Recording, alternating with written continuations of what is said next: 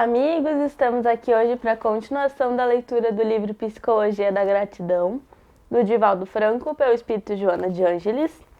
Vamos continuar nossa leitura no capítulo 7, subtítulo 4. Sentimentos de mágoa e de desencanto. Existe na criatura humana um sentimento perverso e de autodestruição que a leva a guardar mágoas e desencantos, como se fossem importantes para o seu desenvolvimento existencial. Certamente se trata de uma conduta masoquista, mediante a qual o indivíduo se transfere psicologicamente da alegria de ser para a satisfação de sofrer, assumindo uma atitude de vítima, não conseguindo, por debilidade de valores morais, superar as situações menos ditosas. Acomoda-se na postura de sofredor, buscando sempre compaixão, quando deveria lutar para despertar o nobre sentimento do amor. Numa longa existência, fácil perceber-se que as mágoas e os desencantos, porque muito comentados, tornando-se aparentemente mais numerosos do que os momentos de risos, de felicidade, de harmonia, de aspirações belas e generosas. Não raro se observa que as pessoas preferem a chancela de não amadas à condição de pessoas amorosas. Lamenta-se uma criatura de nunca haver vivenciado a felicidade. Nada obstante, casou-se, tornou-se mãe. Se lhe disser que foi amada, talvez antes do casamento, e que também amou, mesmo depois, quando começaram as dificuldades, logo fugira para a bengala psicológica, interrogando: mas do que adiantou se logo mais vieram as decepções e chegaram as mágoas? Afirmando-se-lhe que a felicidade de haver sido mãe, até mesmo sob o ponto de vista fisiológico, enriqueceu-na de momentos de júbilo e prazer, logo recorrera ao fácil mecanismo de defesa. Deus sabe quando são ingratos e indiferentes esses ditos filhos. Nessa conduta doentia, somente foram anotadas as angústias e frustrações, talvez proporcionadas por ela mesma.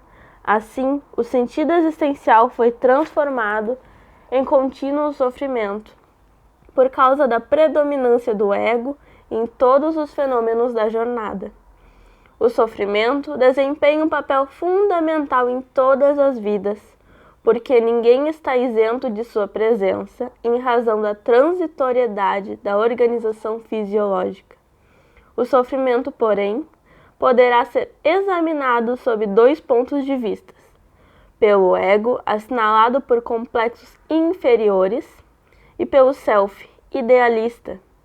O primeiro somente anotará desencanto e dor, porque os valoriza, sem a consciência de que esse fenômeno é perfeitamente normal e presente na estrutura orgânica de todas as formas vivas. O segundo procurará extrair os melhores efeitos da reflexão durante a sua vigência, o significado moral, os recursos aplicados para superá-lo ou sofrê-lo, sem a auréola do martírio, da projeção do ego reinante e doentio. Não se faz necessária uma condição religiosa para esse comportamento, porque é também logoterapêutica, por proporcionar sentido existencial ao ser humano. Muitas propostas fisiológicas e psicológicas encontram-se enraizadas nos princípios religiosos mais antigos, que exerceram o papel dessas doutrinas antes que elas fossem formuladas. Com o crescimento intelectual e tecnológico, foram se desdobrando, qual ocorreu, por exemplo, com a psiquiatria, que se ampliou na psicologia, e esta se multiplicou em diversas escolas de comportamento, de terapia, de estruturação da psique e da personalidade. Por tal motivo, aqueles que denominam a psicologia como uma doutrina nova, resultado de elaboração, algo recente, equivocam-se, porque os seus postulados modernos repousam em remotas religiões da antiguidade, tanto quanto nos postulados da filosofia e das crenças populares de todos os tempos. O ser humano é o enigma de si mesmo, e para melhor entendê-lo, sempre houve interesse de conseguir-se a sua interpretação. As primeiras tentativas foram realizadas pelos filósofos que se depararam com o fenômeno da morte e passaram a buscar compreendê-lo, para melhor decifrar os conflitos e os tempos em que se lhe instalavam. Por outro lado, os denominados mortos sempre tiveram a preocupação de desmitificar a ocorrência apavorante, demonstrando a continuidade da vida em outras condições vibratórias. Graças a esse interesse, surgiram as primeiras comunicações entre encarnados e desencarnados, que se não davam conta da magnitude dos eventos que lhes aconteciam na intimidade das furnas primitivas, onde se refugiavam dos perigos. O temor constituiu-lhes a primeira reação emocional ante o inusitado, para expulsar esses inesperados visitantes que os assustavam. Imaginaram as práticas exorcistas através de tudo quanto a sua imaginação e sensibilidade acreditavam possuir poder mágico de os libertar daqueles que haviam desaparecido pela morte e, apesar disso, retornavam. Nasceram, então, nessa fase, os cultos religiosos, alguns temíveis, consentâneos com o estágio antropológico em que se demoravam, sutilizando-se com o tempo até o momento em que foi possível a concepção dos recursos imateriais, de alto significado emocional, como a oração, a prática do bem, o sentimento de fraternidade aplicado em relação a todos, a ação nobre da caridade. Apesar dessa formosa conquista psicológica, os atavismos perturbadores sempre resumam no processo da evolução, sendo necessário que se compreendam e os combatam mediante o esforço da autoconfiança, de autorresponsabilidade e de autoiluminação.